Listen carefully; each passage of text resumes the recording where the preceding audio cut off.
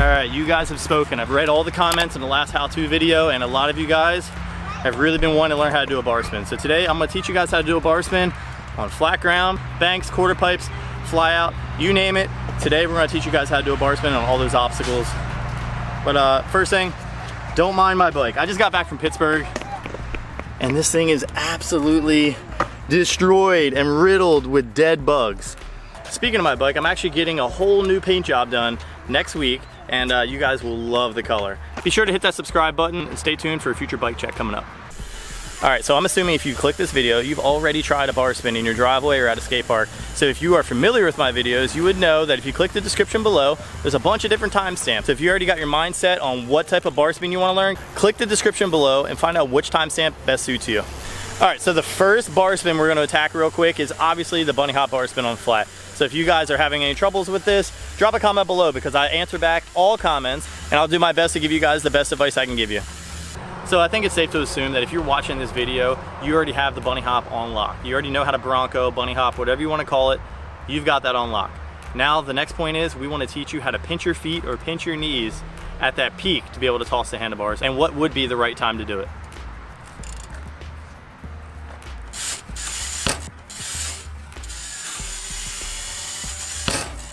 As you can see with that bunny hop right there, I bunny hopped and I pushed my bike away and pinched my legs close to the seat so that my feet would stay tight on the crank arms. That would allow me to find the right time, which there is times where you're just gonna you're gonna pause and throw it, you're gonna like psych yourself out basically, you're gonna be like the high mom, you know? There's gonna be plenty of times where you just don't throw it at all. All right, so at this point, you just gotta throw them. There is gonna be times where you're gonna fall, you're gonna loop out, but make sure you wear your helmet and you stay safe about it. I can't really show you how to get out of a bar spin because I've been doing them so long that my body just doesn't know how to not catch the handlebar like it should. So we're just gonna do a hop bar spin on flat right now and take you over to the next obstacle.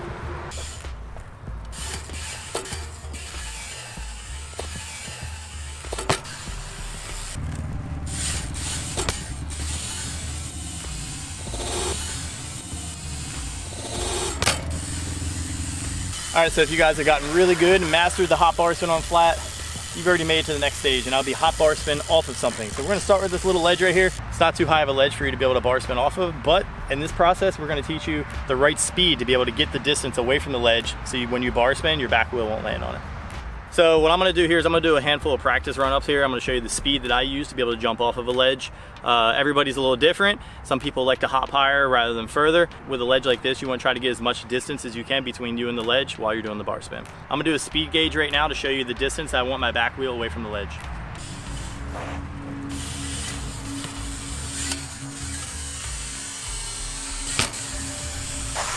All right, so now that you've gauged the speed and you've figured out exactly how fast you need to go on that, all it is the same thing you did on flat ground, is hopping, pinching, and getting ready to throw those handlebars.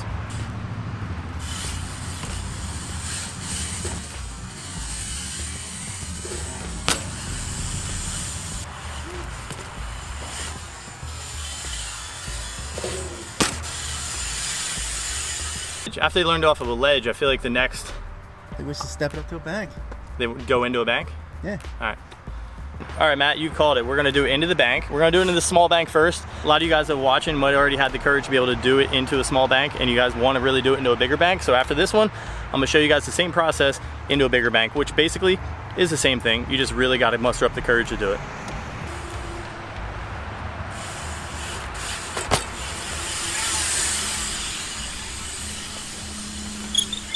So riding into it sideways like that gives you a lot more room to land if you do end up getting somewhat sketchy.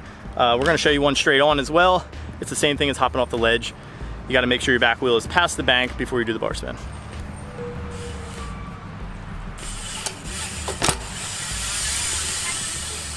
Evo killer, you hear that Evo killer back there? I hear that Evo killer.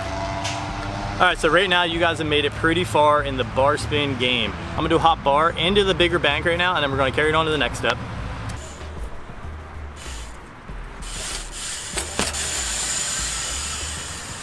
All right, so for this next portion, we are over here in the bowl. We're gonna do a fly out. We're gonna do it straight.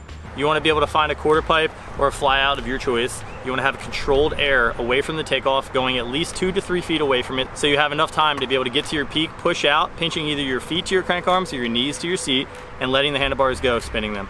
It's okay, you're gonna go through the same process as you did on the flat ground. You're gonna do the little jerk, you're gonna be like, oh, I don't know if I wanna throw it. It's the same process, trial and error. You're gonna fall, you gotta throw it, and let me know in the comments below if these tips are actually working for you.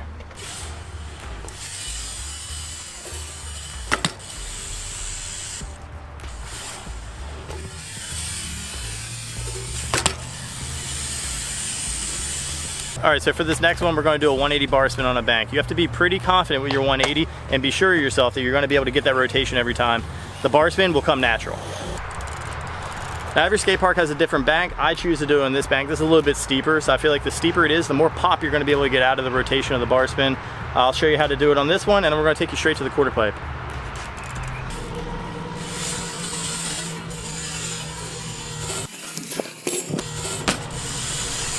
Nice.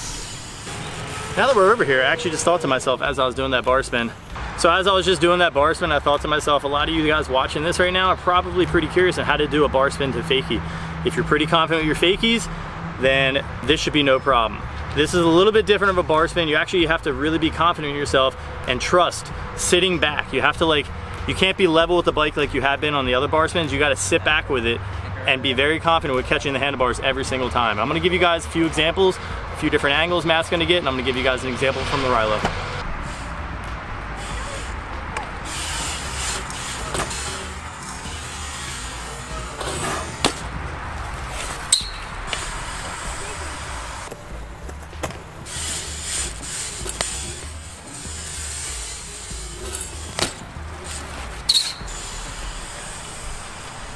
All right, so we're gonna keep this fakie thing going.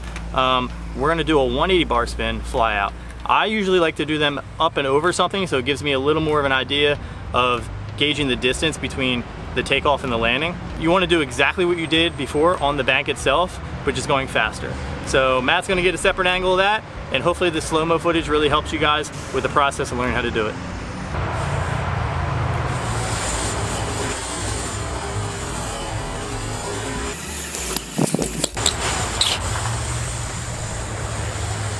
With doing a 180 bar spin like that, you want to be as consistent as possible with doing 180s to make sure that you can get up and over a Euro or up and over a ledge or even just fly out every single time. Speed is key with the 180 bar spin because speed is going to be your friend in this situation. If you go too slow, the bars won't spin enough, or you'll do the 180 bar spin and you'll hang up and go straight to your back.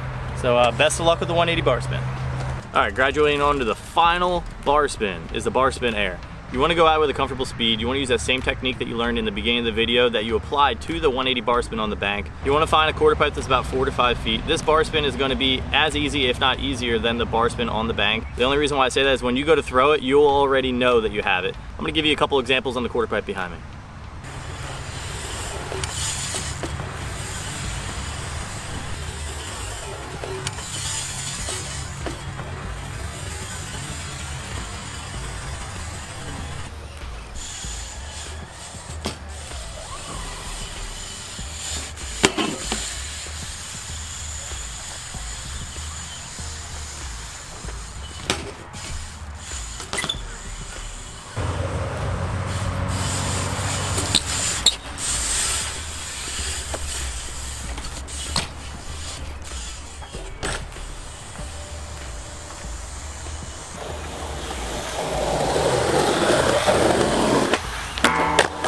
Oh my God!